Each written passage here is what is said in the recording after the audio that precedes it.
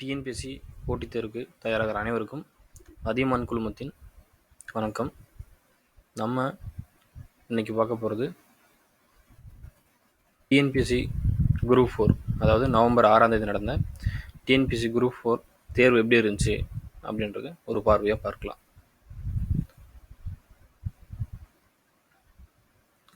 Exam date அன்றைக்கி பார்த்தீங்கன்னா, அதாவது நவம்பர் 6ஆம் தேதி எக்ஸாம் எழுதுறதுக்காக அப்ளை பண்ணவங்க 15 லட்சம் பேர்.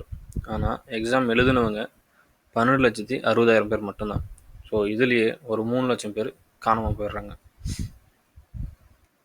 அடுத்தது பொது தமிழில் ஈஸியான கொஷின்ஸ் பார்த்தீங்கன்னா, அதாவது நீங்கள் எப்படி படிச்சிருந்தா எவ்வளோ கொஷின்ஸ் அட்டன் பண்ணியிருக்கலாம் அப்படின்ற மாதிரி சொல்கிறோம். நார்மலாக நீங்கள் படிச்சிருந்தீங்கன்னா 70+, அதாவது 70 கொஷினுக்கு வந்து நீங்கள் சரியாக ஆன்சர் பண்ணியிருக்க முடியும் 100 கேள்விகளுக்கு. அதே ஓரளவு நல்லா படிச்சிருந்தீங்கன்னா 70 அதாவது 80 85 கேள்விக்கு சரியாக ஆன்சர் பண்ணியிருக்க முடியும். நீங்கள் ப்ராக்டிஸ் பண்ணி எழுதியிருந்தால் 90 95 கொஷின் மிக சரியாக எழுதியிருக்க முடியும். இதுதான் தமிழ். நீங்கள் கொஷின் பேப்பர் எழுதியிருக்கும் போது பார்த்துருந்தீங்கன்னா ஈஸியான கொஷின்ஸ் எதுன்னு பார்த்தோம்னா, இந்திய அரசியல் சாணக்கியர் யார், அப்புறம் பூக்களில் சிறந்த பூ பருத்தி பூ அப்படின்னு சொன்னது யார், தொண்டர் சீர் பரவுவார் அப்படின்னு சொன்னது யார், தமிழ் 3000 அப்படின்ற நூல் எது, குயில் இதழை நடத்தியவர் யார், இந்த மாதிரி அடிக்கடி ரிப்பீட் ஆன கொஷின் நிறைய கேட்டிருக்காங்க. அதே மாதிரி ஸ்ட்ரெயிட் ஃபார்வர்டு கொஷின் மட்டும்தான் இருந்திருக்கு. மேட்ச் த ஃபாலோவிங்லாம் பார்த்தோம்னா, ஏதாவது ஒரு ஆப்ஷனுக்கு உங்களுக்கு பதில் தெரிஞ்சிருந்தால் போதும், நீங்கள் ஈஸியாக மேட்ச் பண்ணலாம். அந்த மாதிரியான மேட்ச் த ஃபாலோவிங் தான் இருந்து, அதாவது சயம் கொண்டார் எழுதிய நூல், சயம் கொண்டார், காரியாசன், கம்பர், கண்ணகனார் இவங்கெல்லாம் ஒரு பக்கம் கொடுத்துட்டு, அவங்க எழுதின நூல் அடுத்த பக்கம் கொடுத்துட்டு மேட்ச் த ஃபாலோவிங் அந்த மாதிரி தான் இருந்துச்சு. இதில் நீங்கள் சயம் கொண்டார் எழுதின நூல் கலிங்கத்து பரண் அப்படின்னு தெரிஞ்சால் போதும், நீங்கள் மேட்ச் பண்ணிடலாம். அந்த மாதிரியான மேட்ச் த ஃபாலோவிங் நிறையா இருந்தது. மேக்ஸிமம் அப்படி தான் இருந்திருக்கு. ஸோ நீங்கள் ஓரளவு படிச்சிருந்தீங்கன்னா 82 85 கொஷின்ஸ் கரெக்டாக ஆன்சர் பண்ணியிருக்க முடியும். நீங்கள் ப்ராக்டிஸ் பண்ணியிருந்தீங்கன்னா 90 95 எழுதியிருக்கலாம். ப்ராக்டிஸ் பண்ணுற மாதிரி கொஷின்ஸ் எதுன்னு பார்த்தோம்னா,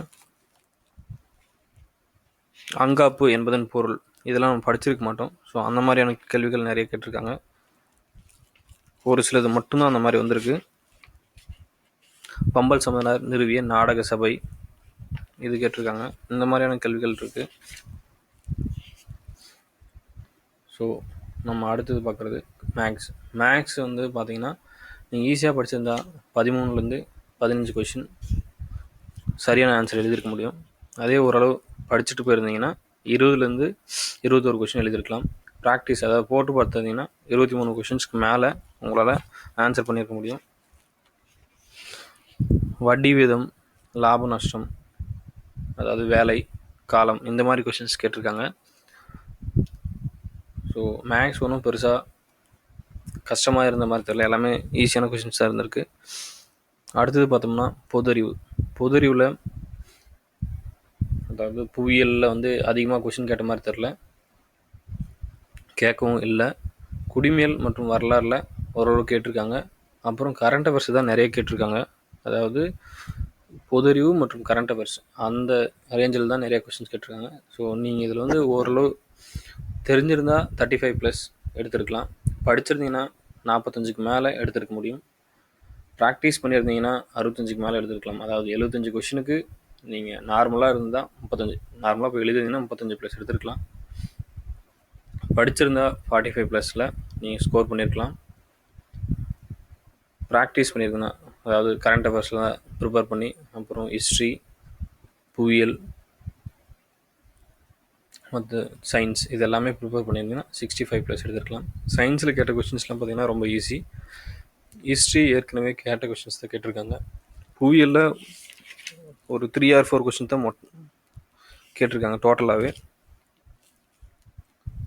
கரண்ட் அஃபேர்ஸ் தான் நிறைய கொஷின் கேட்டிருக்காங்க. ரியோ ஒலிம்பிக்ஸ் பற்றி கொஷின்ஸ்லாம் கேட்டிருக்காங்க. சிந்துவுக்கு ஆப்போசிட்டில் வெளியான யார் அப்படி, அவங்க எந்த நாட்டை சார்ந்தவங்க அப்படின்ற கேள்வியெலாம் கேட்டிருக்காங்க. அப்புறம் துரோணாச்சாரியா விருது யாருக்கு கொடுத்துருக்காங்க, இந்த மாதிரி கேள்விலாம் கேட்டிருக்காங்க. ஸோ ஒரு கோச்சருக்கு தர விருது தான் துரோணாச்சாரியா விருது. அதை நீங்கள் மேட்ச் பண்ணி எழுதியிருக்கலாம். இந்த மாதிரி கேள்விகள் ரொம்ப ஈஸியாக இருந்திருக்கும். புவியியலில் பார்த்தீங்கன்னா ரொம்ப ஸ்ட்ரெயிட் கொஷின்ஸ். குறுங்கோள்கள் இவர்களுக்கிடையே அமைந்துள்ளது, செவ்வாய்க்கும் வியாழனுக்கும், இந்த மாதிரி கேள்விகள். உலகில் சணல் உற்பத்தியில் முன்னணி வகிக்கும் நாடு, இந்த மாதிரியான கேள்விகள் இருந்திருக்கு. அதே எக்கனாமிக்ஸ் பண்ணால் நிகர நாட்டு உற்பத்தி எவ்வளோ, இந்த மாதிரி பேசிக்ஸ் கொஷின்ஸ் கேட்டிருக்காங்க. முன்ன சொன்ன மாதிரி மேக்ஸில் பார்த்தீங்கன்னா ஒரு வீட்டின் விலை வந்து 15 லட்சம், அதுலேருந்து 12 லட்ச ரூபாய்க்கு குறைச்சி வைக்கிறாரு. ஸோ அவரோட சதவீதம் எவ்வளோ அப்படின்னு கேட்குறாங்க. நஷ்டமடைந்த சதவீதம் எவ்வளோ அப்படின்னு, எவ்வளோ சதவீதம் குறைஞ்சிருக்கு, இந்த மாதிரி தான் பர்சன்டேஜ் கொஷின்ஸ் கேட்டிருக்காங்க. ஸோ இதெல்லாம் ரொம்ப ஈஸியானது தான். ஸோ இவ்வளோ தான். ஸோ டோட்டலாக நம்ம குரூப் 4, அதாவது 2014 குரூப் 4ல் எவ்வளோ மார்க்ஸ் ஸ்கோர் பண்ணியிருக்கலாம் அப்படின்னு பார்த்தோம்னா, ஈஸியாக எழுதணும்னா ஒரு 70 தமிழில், மேக்ஸில் ஒரு 13, கரண்ட் அஃபேர்ஸில் மற்றும் ஜென்ரல் நாலேஜில் ஒரு 35, டோட்டலாக வந்து 118 கேள்விக்கு நம்ம சரியாக பதில் எழுதிருக்க முடியும். 200 கேள்விக்கு 118 கேள்வி பதில் எழுதிருக்கலாம். ஓரளவு படிச்சுட்டு போயிருந்தோம்னா, புக்ஸ் எடுத்து படித்து ப்ரிப்பேர் பண்ணிட்டு போயிருந்தோம்னா தமிழ் ஒரு 82, மேக்ஸில் ஒரு 20, கரண்ட் அஃபேர்ஸ் ஜிகேவில் டோட்டலாக 45. ஸோ மொத்தமாக 147 கேள்விக்கு நீங்கள் சரியாக பதில் எழுத முடியும். அதே ப்ராக்டிஸ் பண்ணியிருந்தீங்கன்னா, பயிற்சி எடுத்துகிட்டு போய் எழுதியிருந்தீங்கன்னா தமிழில் ஒரு 92க்கு மேலே, மேக்ஸில் ஒரு 23, கரண்ட் அஃபேர்ஸ் ஜிகேவில் ஒரு 65, மொத்தமாக 150 கேள்விக்கு நீங்கள் சரியாக பதில் எழுத முடியும். ஸோ மார்க்ஸ் அதாவது 300க்கு எவ்வளோ வாங்கியிருக்கலாம் அப்படின்னு பார்த்தோம்னா, ஈஸியாக எழுதணும்னா ஒரு 300க்கு 177, ப்ரிப்பேர் பண்ணிட்டு போயிருந்தால் 120க்கு மேலே எடுத்துருக்கலாம். அதாவது 147 கொஷின் ரைட்னா ஒரு 220க்கு மேலே நீங்கள் மார்க் ஸ்கோர் பண்ணியிருக்கலாம். அதே ப்ராக்டிஸ் பண்ணியிருந்தீங்கன்னா 200க்கு 180 கொஷின் ரைட் எழுதிருக்கலாம். அதே போல் 300க்கு 270க்கு மேலே நீங்கள் ஸ்கோர் பண்ணியிருக்கலாம். 2014 குரூப் 4, அதாவது 2015 குரூப் 4 நடக்கலை, 2014 டிசம்பரில் நடந்த குரூப் 4ஓட வேக்கன்சி எவ்வளோ போட்டிருந்தாங்க, நோட்டிஃபிகேஷன் படி எவ்வளோ போட்டிருந்தாங்கன்னு பார்த்தோம்னா, டோட்டலாக வந்து 4963 போஸ்ட் போட்டிருக்காங்க. அதில் ஜூனியர் அசிஸ்டன்ட், அதாவது இளநிலை உதவியாளர், அது பார்த்தோம்னா பிணையமற்றது 2071, பிணையத்தோட ஒரு 39 ப்ளஸ் போட்டிருக்காங்க. ஸோ 2150 போஸ்ட் வந்து ஜூனியர் அசிஸ்டன்ட். இது மட்டும்தான் எல்லாத்துக்குமே எலிஜிபிள்.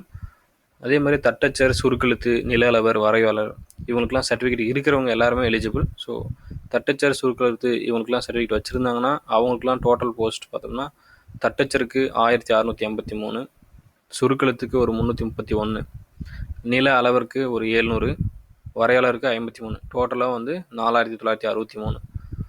ஸோ இந்த மாதிரி போஸ்ட்டுக்கு வந்து எவ்வளோ கட் ஆஃப் 2014 இருந்திருக்கு அப்படின்னு பார்த்தோம்னா, ஜென்ரலுக்கு வந்து ஒரு கொஷின்ஸ் பார்த்தோம்னா 153 கொஷின்ஸ்க்கு மேலே கரெக்டாக எழுதியிருந்தால் ஜாப் கிடச்சிருக்கு. எஸ்சிக்கு 149க்கு மேலே எடுத்துருந்தால் ஜாப் கிடச்சிருக்கு. எஸ்டிக்கு 141, 141 கேள்விக்கு மேலே பதில் எழுதியிருந்தாங்கன்னா உங்களுக்கு வேலை கிடச்சிருக்கு. பிசிக்கு பார்த்தோம்னா 151க்கு மேலே எழுதியிருந்தால் கிடச்சிருக்கு. அடுத்து எம்பிசி பார்த்தோம்னா 150க்கு மேலே.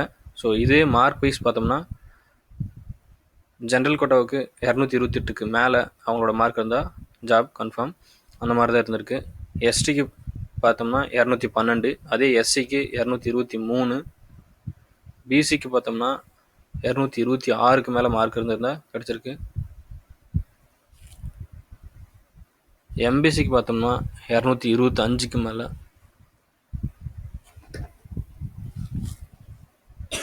ஸோ 2014 குரூப் 4 கட் ஆஃப் இவ்வளோ தான். ஜென்ரலில் 228, எஸ்டியில் 212, எஸ்சிக்கு 223, பிசிக்கு 226, எம்பிசிக்கு 225. ஸோ 225க்கு மேலே இருந்திருந்தால் மேக்ஸிமம் ஜாப் கிடச்சிருக்கு 2014. ஸோ 2016 வந்த நோட்டிஃபிகேஷன் படி நமக்கு இப்போ எழுதிட்டு வந்த எக்ஸாம் நோட்டிஃபிகேஷன் என்னென்னு கொடுத்துருந்தாங்கன்னு பார்த்தோம்னா, டோட்டல் போஸ்ட் 5450 கொடுத்துருக்காங்க, 5451 போஸ்ட்டு.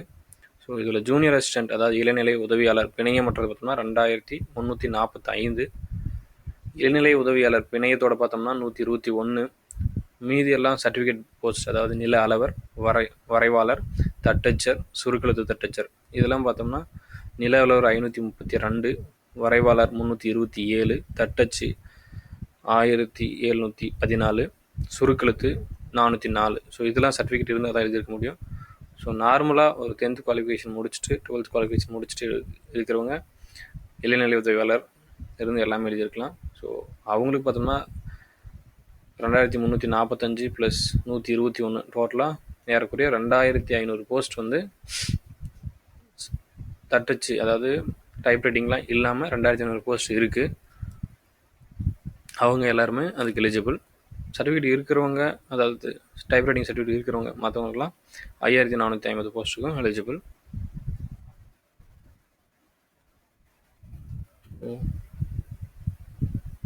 2016 குரூப் 4 கட் ஆஃப் பார்த்தோம்னா, அதாவது 2 நாளைக்கு முன்னாடி எழுதுன குரூப் 4 கட் ஆஃப் பார்த்தோம்னா எனக்கு கொஸ்டின் பேப்பர் ரொம்ப ஈஸியாக இருந்திருக்கு. ஸோ ஜென்ரலில் கரெக்ட் ஆன்சர் மட்டும் பார்ப்போம். ஜென்ரலில் 174க்கு மேலே எடுத்துருக்கலாம், வரதுக்கு சான்சஸ் இருக்குது. எஸ்சிக்கு பார்த்தோம்னா 166க்கு மேலே, எஸ்டிக்கு 162க்கு மேலே, பிசிக்கு 170க்கு மேலே, எம்பிசிக்கு 168க்கு மேலே வர சான்ஸ் இருக்குது. ஸோ அதாவது 200 கொஷினுக்கு எவ்வளோ கொஷின்ஸ் வர சான்ஸ் இருக்குதுன்னு பார்த்தோம்னா, ஜென்ரல் 174க்கு மேலே, எஸ்சிக்கு 166க்கு மேலே, எஸ்டிக்கு 162க்கு மேலே, பிசிக்கு 170க்கு மேலே, எம்பிசிக்கு 168க்கு மேலே. அதே மார்க் வைஸ் பார்த்தோம்னா, அதாவது 300 மார்க் எவ்வளோ மார்க் எடுத்திருந்தால் ஜாப் கிடைக்கும் அப்படின்ற வைஸ் பார்த்தோம்னா, ஜென்ரலுக்கு 261, எஸ்சிக்கு 249, எஸ்டிக்கு 243, பிசிக்கு 255, எம்பிசிக்கு 252. இதுக்கு மேலே மார்க்ஸ் இருந்திருந்தால் கண்டிப்பாக கிடைக்க சான்ஸ் இருக்குது. ஸோ இது மட்டுமே கன்ஃபார்ம் அப்படின்னு சொல்ல முடியாது, இது ஓவராலாக ஒரு அனலைஸ் மட்டும்தான்.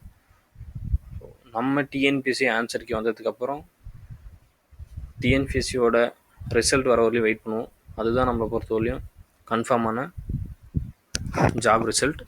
ஸோ இதை பற்றி ஒரி பண்ண வேணாம். அடுத்ததுக்காக நமக்கு வரப்போகிற ஜாப் நோட்டிஃபிகேஷன் நிறைய இருக்குது. குரூப் 2 அனௌன்ஸ் பண்ண போகிறாங்க, குரூப் 2A, விஏஓ எல்லாமே அப்கமிங்கில் இருக்குது. ஸோ நம்ம அதுக்கு ப்ரிப்பேர் பண்ணுவோம். இதை பற்றி ஒரி பண்ணிக்க வேணாம். ரிசல்ட் வரும், ரிசல்ட் வந்ததுக்கப்புறம் ஜாபை பற்றி யோசிப்போம். எக்ஸாம் எழுதிட்டோம், நம்ம மறுபடியும் அப்படியே ப்ரிப்பேர் பண்ணுவோம், அடுத்த எக்ஸாம் நோக்கி பயணிப்போம். ஸோ எங்களோட தகவல்கள் உங்களுக்கு பிடித்திருந்தால் எங்களோட சேனலை சப்ஸ்கிரைப் பண்ணுங்கள். மேலும் டிஎன்பிஎஸ்சி சம்பந்தமான பாடத்திட்டத்தில் உள்ள பிற தலைப்புகள் பற்றிய விவரங்களை அறிய எங்களோடு இணைந்திருங்கள். நன்றியுடன் அதியமான் குழுமம். நன்றி, வணக்கம்.